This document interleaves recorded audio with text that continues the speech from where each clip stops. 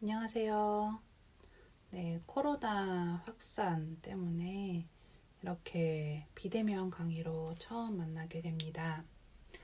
저는 악기론을 수업하는 이남영입니다. 사실 저희 수업은 학생들의 발표와 함께 진행이 되는데요. 코로나 때문에 몇 주간 수업이 진행이 되지 않았기 때문에 이번에는 발표는 제외하고 강의로만 진행을 하려고 합니다. 교재는 제가 지난번에 문자로 알려드린 관현악 기법 연구 수문다은 거고요. 그리고 사무엘 애들러가 쓴 책인데요. 이 책이 사실 아주 좋은 책이긴 한데 좀 책이 많이 두꺼운 편이에요.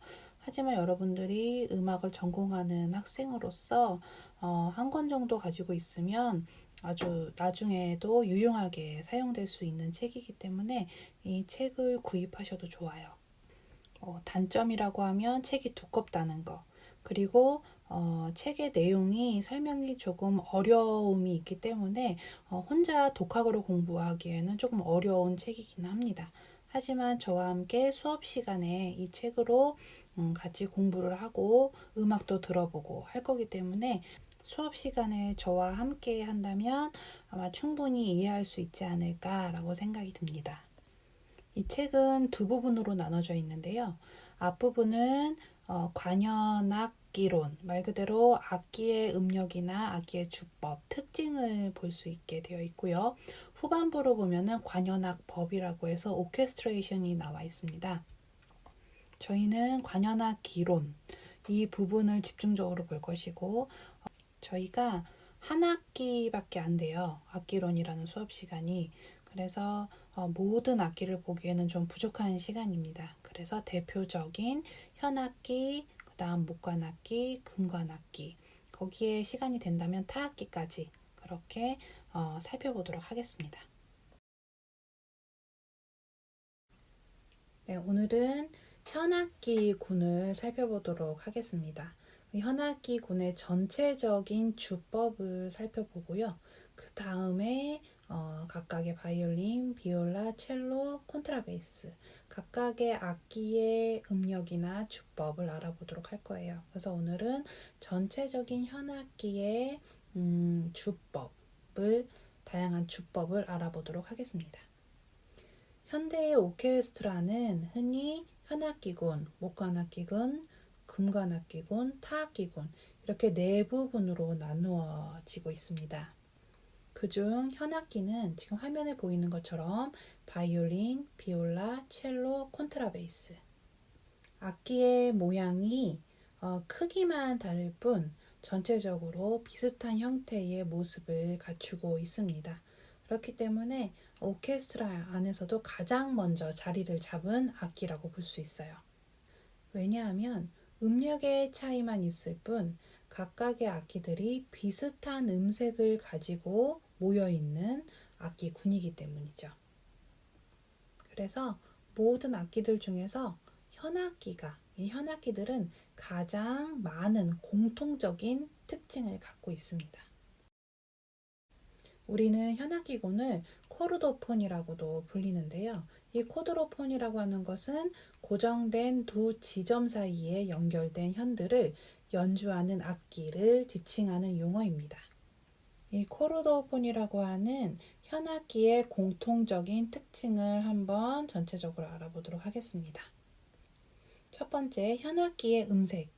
현악기들은 음력이 가장 높은 악기에서 가장 낮은 악기까지 매우 유사한 음색을 갖고 있습니다.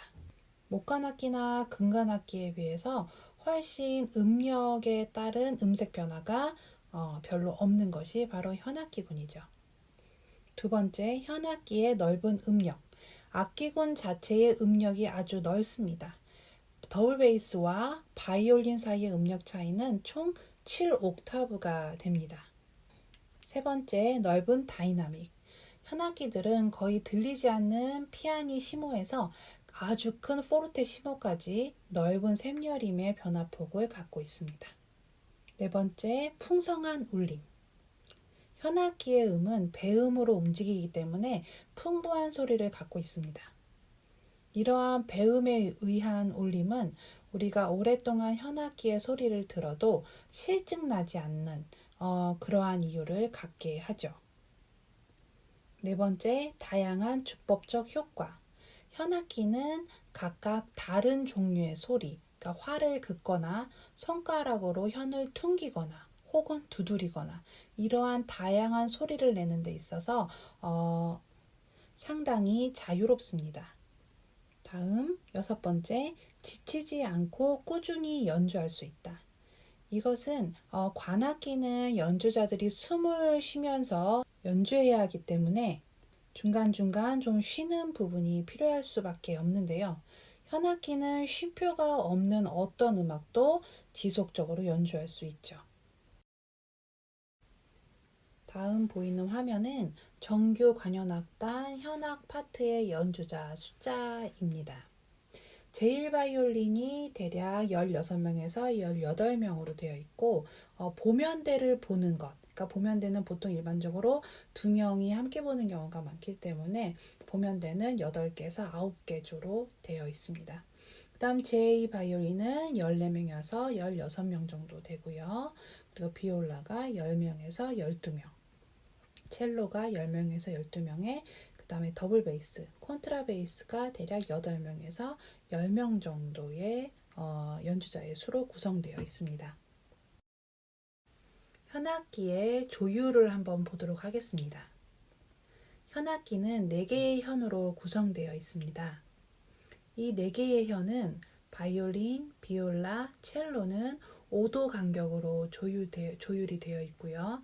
그리고 더블 베이스, 콘트라베이스는 유일하게 4도 간격으로 조율이 되어 있다고 보시면 됩니다. 첫 번째, 2-1 악보를 보시면 바이올린의 현이 보이고 있습니다. 바이올린은 저음의 개방현을 순서대로 G음, D음, A음, E음으로 4개의 현이 개방현으로 되어 있고요. 그 다음 비올라는 2-2번 악보를 보시면 됩니다. 가온 보표라고도 하고 우리가 비올라 보표, 정확한 이름은 C 클래프죠. 이 C 클래프의 보표를 사용을 합니다. 그리고 C음, G음, D음, A음으로 개방현이 위치합니다. 그 다음 첼로는 비올라의 한 옥타브 아래의 음역이라고 보시면 되고요. 똑같이 C, G, D, A로 이렇게 조율이 되어 있습니다. 그 다음 콘트라 베이스만 4도 간격으로 되어 있고 최저음이 E음, 그 다음 A, D, G 이렇게 4개의 개방현을 가지고 있습니다. 그리고 콘트라베이스는 지금 보이고 있는 악보에서 한 옥타브 아래로 낮게 소리를 낸다는 것을 여러분들이 주의 깊게 기억해 주셨으면 좋겠습니다. 현악기는 모두 공통적으로 활을 사용하죠. 우리는 활을 현에 가로질러 긋는 방법, 이것을 가지고 보잉이라고 이야기합니다. 보잉에 있어서 우리가 꼭 기억해야 할 2가지가 있는데요. 바로 내림활과 올림활입니다. 내림활, 다운보우는 지금 보이는 표시처럼 디귿자가 약간 위로 뒤집힌 형태, 이 형태의 표시가 내림활의 표시입니다. 악보에 보이는 것처럼 내림활의 표시가 있으면 활이 위에서 아래로 내려오는 형태를 갖게 되는 거죠. 다음 올림활. 올림활은 업보우라고도 얘기하고요. 그리고 악보의 표시는 지금 보이는 V자 표시처럼 되어 있어요. 올림활은 활 끝쪽에서 프로그 쪽으로 향해서 올리는, 아래에서 위로 활을 올리는 형태가 바로 올림활이라고 볼 수 있습니다. 음량 또는 음색으로 봤을 때 내림활의 형태가 조금 더 강력하게 들릴 수 있고요.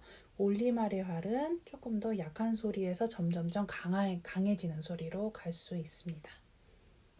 지금 예제 악보로 보여지는 이 곡은 이음줄이 전혀 없기 때문에 각 활로 모두 활을 바꿔서 연주하는 형태라고 볼 수 있습니다. 그렇지만 모든 악보가 이렇게 내리말과 올리모를 각각의 음마다 다 적어놓지는 않고요. 요거는 예제로 올리말과 내리맘을 보여주기 위해서 지금처럼 모든 음표에 보잉이 표시되어 있습니다. 그리고 잘 훈련된 연주자들은 내리말과 올리말을 귀로는 거의 느낄 수 없을 만큼 차이가 별로 없어요. 활의 방향을 바꾸어 연주한다고 해서 그것이 꼭 느껴지게 해야 되는 것은 아닙니다. 활표시는 악보에서 필요한 경우에 반드시 활의 방향을 바꿔야 할 때, 그럴 때 표시가 되는 경우가 많습니다. 그럼 다음 악보를 한번 보면서 음악을 들어보도록 할게요. 219.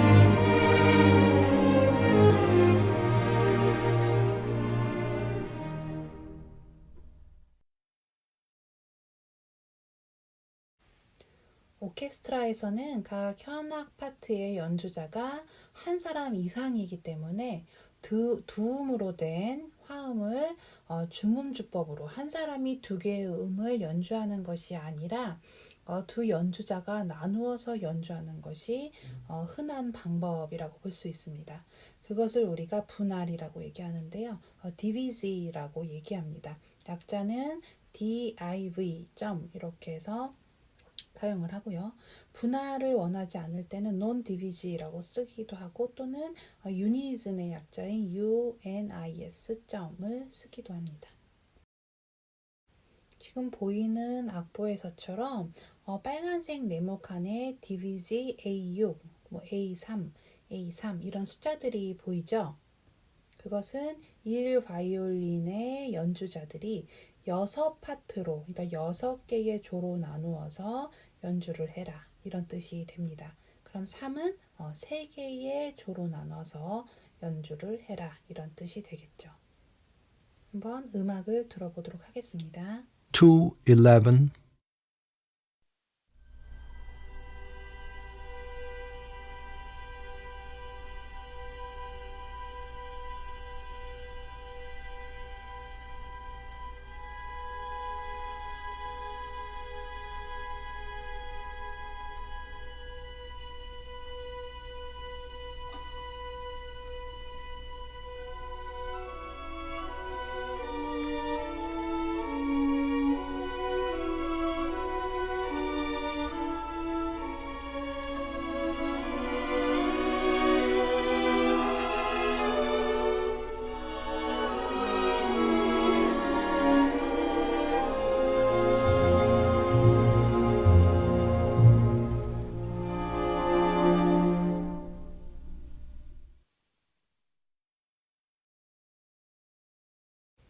다음 보게 될 주법은 비브라토입니다. 약자는 VIP 이렇게 쓰게 되고요. 비브라토를 원하지 않을 때는 논 비브라토 또는 센자 비브라토라고 이렇게 표시가 됩니다.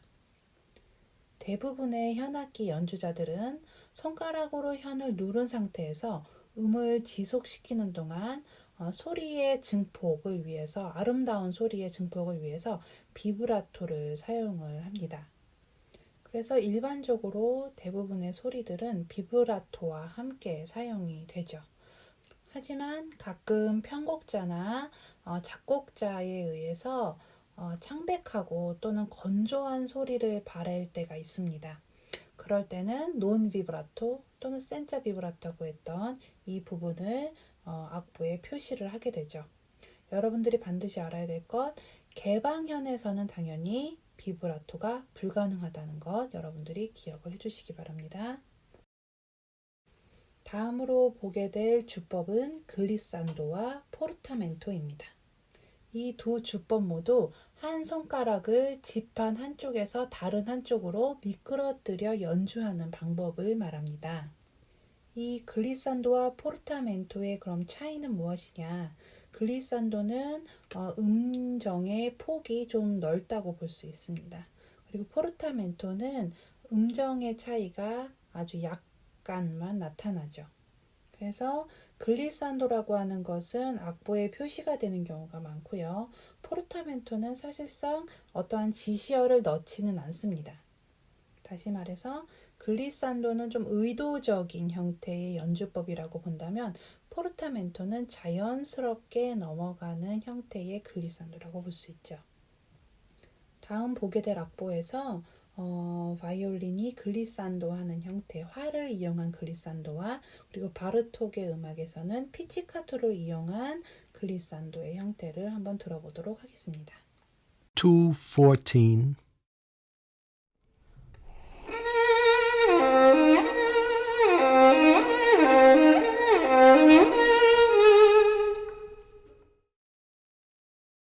Two 15.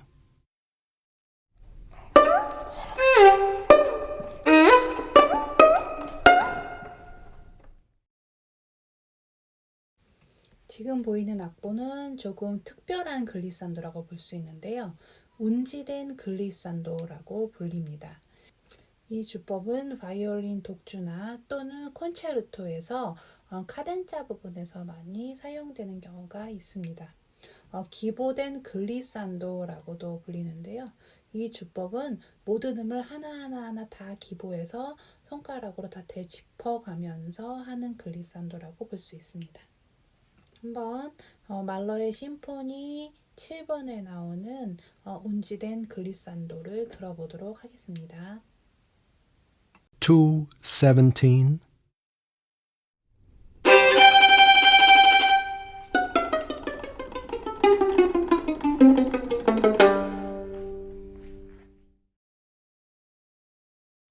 자, 다음 보게 될 주법은 데타쉐라고 하는 주법입니다.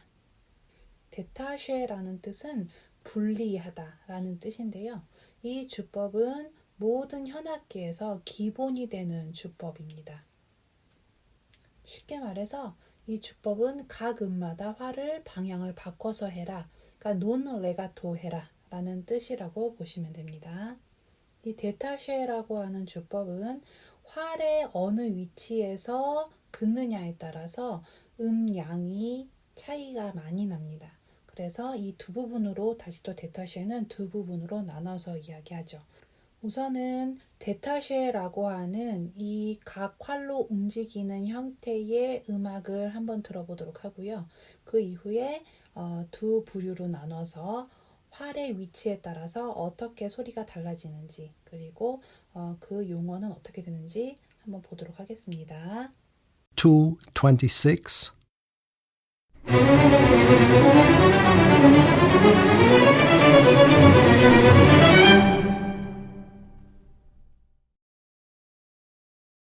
데타쉐의 분류 첫 번째는 푼타 아르코 또는 at the point라고 합니다. 작곡자가 극도로 가벼운 효과를 위해 활의 끝부분만 사용할 것을 요구할 때 바로 이 푼타 아르코 또는 at the point라고 하는데요. 활 끝에서 라는 뜻을 가지고 있습니다. 한번 음악으로 어떤 음색을 갖게 되는지 들어보도록 할게요. 227.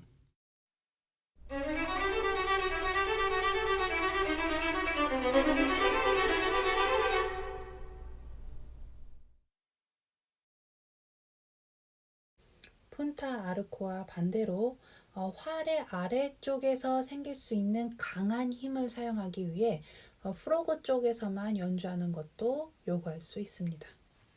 그것을 용어로는 알타론이라거나 또는 at the frog라고 얘기합니다. 내리말을 연속적으로 사용을 하면 아주 무겁고 강한 느낌의 음악을 만들 수 있습니다. 그리고 내리말이 반복될 때마다 화를 들어줌으로써 상당히 빨리 연주할 수도 있습니다. 한번 음악을 들어보도록 할게요. 228.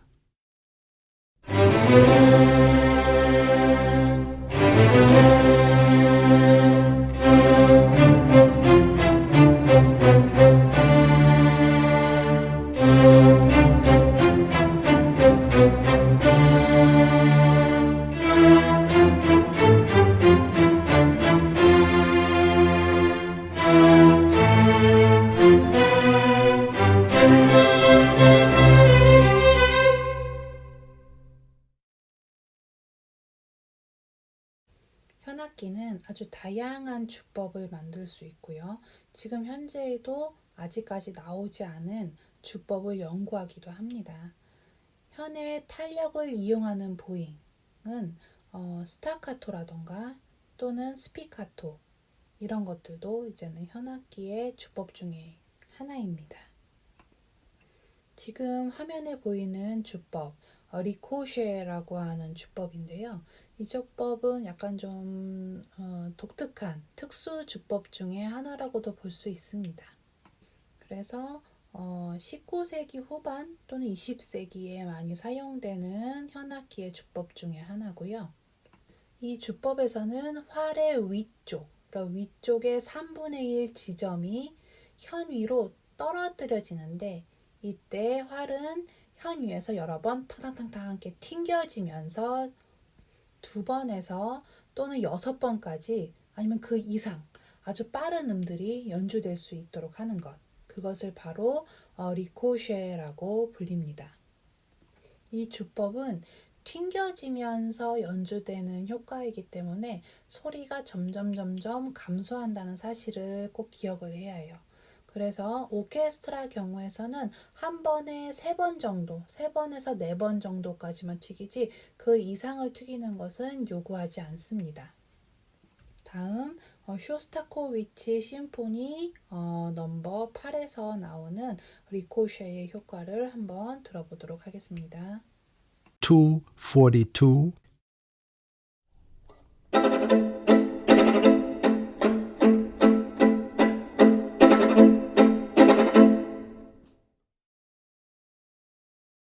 또 다른 특수 주법을 보도록 하겠습니다. 지판, 바이올린의 지판 위에서 하는 주법인데요. 바로 술타스토라고 하는 주법입니다. 술타스토는 우리가 일반적으로 활이 그어지는 현의 위치가 아닌 지판 끝쪽에서 보잉을 하라고 요구합니다. 현악기의 음색은 공명이 덜 되어서 약간 좀 메마른 소리를 갖게 됩니다. 약간 좀 서걱서걱하는 나무 소리를 많이 갖게 되죠.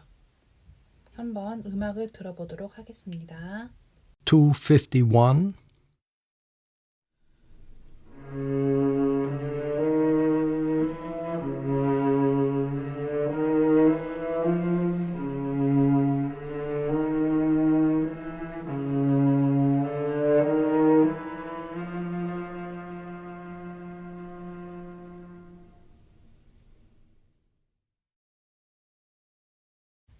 다음은 술폰티첼로.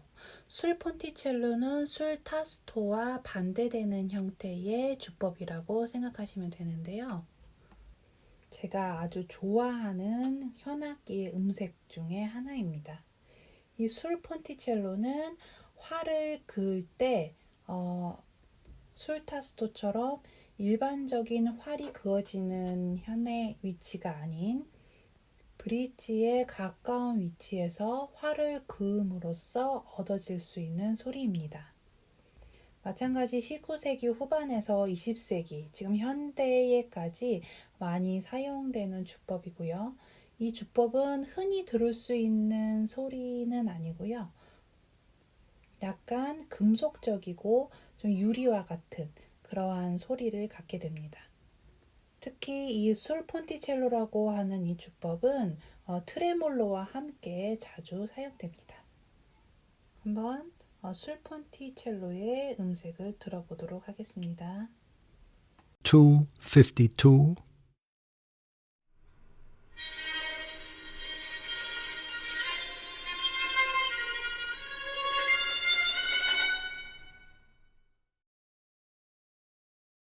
다음으로 볼 주법은 꼴레뇨입니다.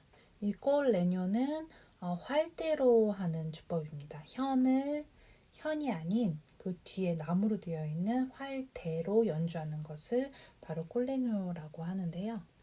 연주자가 활을 뒤집어서 활모가 아닌 나무 부분을 이렇게 현에 쳐서 치거나 또는 그어서 현을 그어서 내는 소리가 바로 꼴레뇨입니다. 마찬가지 꼴레뇨도 19세기 후반이나 20세기에 많이 사용됐던 주법 중에 하나고요.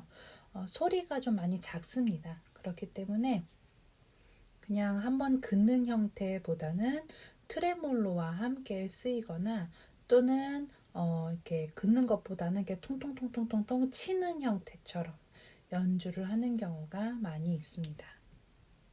다음 음악을 들어보도록 할게요. 253.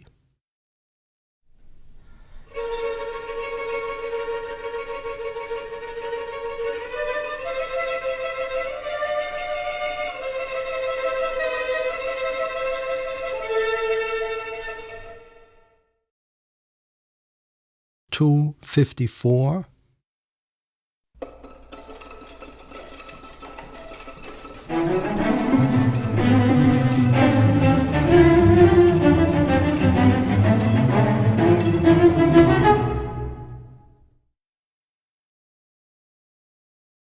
다음으로 볼 주법은 피치카토입니다. 현악기에서 활을 긋는 형태의 주법 외에 가장 많이 사용되는 주법 중에 하나죠.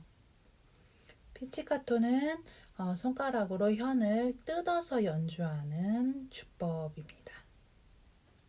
현을 뜯어서 연주하라 라는 표시로는 피치카토의 약자인 PIGG 이렇게 쓰이고요. 다시 활을 써야 할 때는 아르코라는 연주 방법을 표시해야 합니다. 피치카토를 연주할 땐 연주자들이 현을 뜯을 준비, 그 다음 뜯은 후에 다시 활로 갈 때는 활을 준비할 수 있는 짧은 시간이 반드시 필요합니다. 다음 곡은 차이콥스키의 심포니 4번 3악장인데요. 이 곡의 3악장은 현악기의 모든 파트가 피치카토로 연주를 하는 되게 독특한 방식의 음악입니다. 한번 들어보도록 할게요.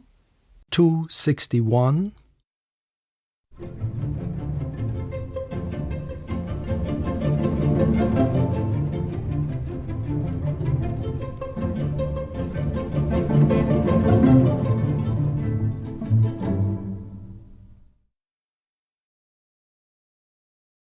다음은 피치카토의 종류 중에 하나인 왼손 피치카토를 보도록 하겠습니다. 현악기에서 왼손은 지판에서 운지를 하는 역할을 하지만 가끔씩 그 지판 위에 있는 현을 뜯기도 합니다. 악보에서 음표 위에 이렇게 플러스 표시가 있다면 왼손가락으로 현을 뜯어서 연주하라, 그런 이제 의미를 갖고 있습니다. 일반적으로 개방현인 경우에 많이 사용을 하고요. 특히 새끼손가락으로 뜯는 경우가 많습니다. 다음 바르톡의 악보에서 보여지는 왼손 피치카토를 들어보도록 할게요. 257.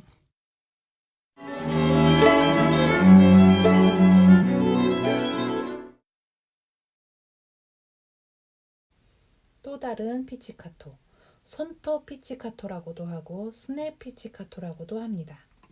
이 두 가지 모두 20세기의 새로운 주법이라고 볼 수 있죠.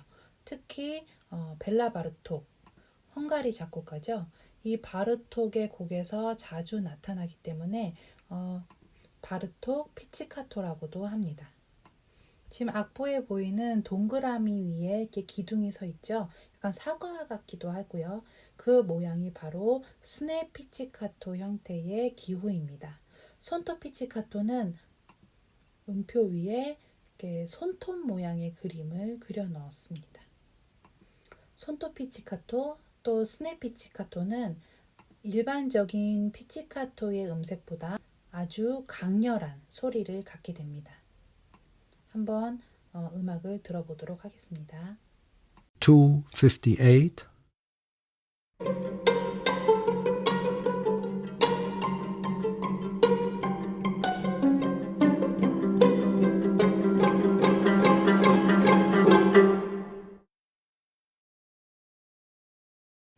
다음은 분산화음적 피치카토. 연주자들은 3개에서 4개 정도로 되는 화성의 구성음을 아래에서 위로 뜯어서 연주합니다. 마치 기타 연주와 같은 형태처럼 보이는 것이죠. 악보에 피치카토라고 쓰고요. 그리고 화음이 반복될 때는 아래에서 위, 그리고 위에서 아래로의 그 화살표 방향을 계속 교체하면서 그려주면서 어떻게 연주를 해야 하는지를 표시합니다. 다음 악보, 바르톡의 악보를 보시면 1마디에 화살표가 위에서 아래로 교대로 보이는 악보가 보입니다. 그것이 바로 분산화음적 피치카토를 이야기하는 것이고요. 4번째 마디에 바이올린 2의 악보를 보시면 푼타 아르코라고 적혀 있죠. 이 부분은 활로 연주하라고 지금 표시가 되어 있는 것입니다. 음악을 들어보도록 하겠습니다. 260.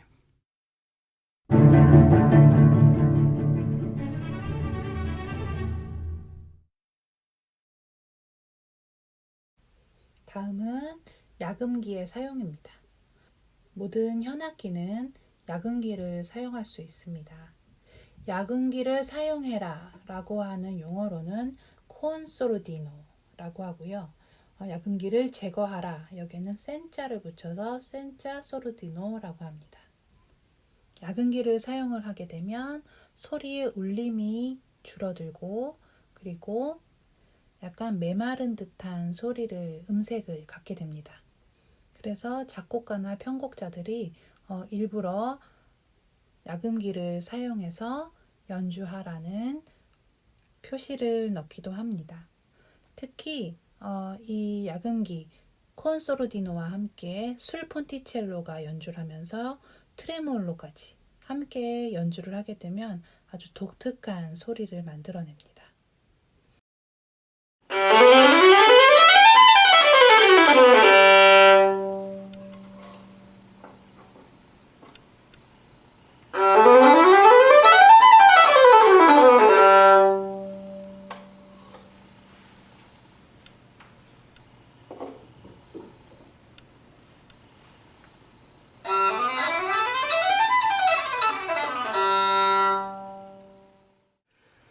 That's all for today. Until next time, stay tuned.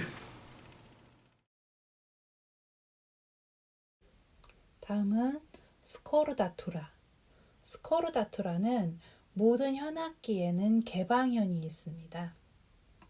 각각의 악기는 개방현의 조율음이 있죠. 예를 들어 바이올린은 G, D, A, E 이렇게 되죠. 이 4개의 규격화된 그 조율음을 다른 음으로 조율을 할 수 있습니다.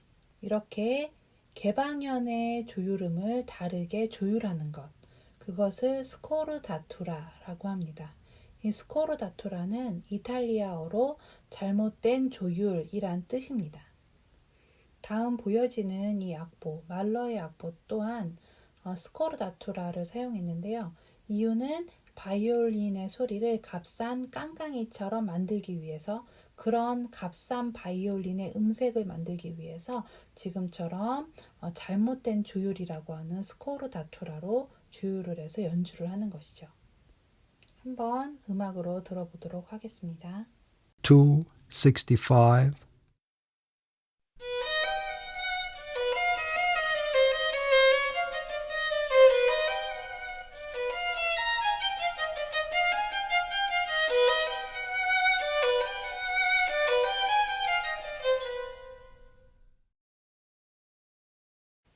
다음은 하모닉스입니다. 하모닉스란 배음에 의해 연주되는 이 현악기에서 가능한 것인데요. 악보에 그려진 음보다 한 옥타브 또는 2 옥타브의 위에 있는 소리를 연주하게 되는 것을 하모닉스라고 합니다. 하모닉스는 자연적 하모닉스와 인위적 하모닉스 이렇게 두 가지로 나눠지는데요. 사실 하모닉스를 이렇게 말로만 설명드리기에는 조금 어려움이 있습니다. 그래서 이 부분은 직접 여러분들과 만나서 수업을 할 때 조금 더 자세히 설명을 드리도록 하겠습니다. 하모닉스로 연주되는 음악을 들어보도록 하겠습니다. 277.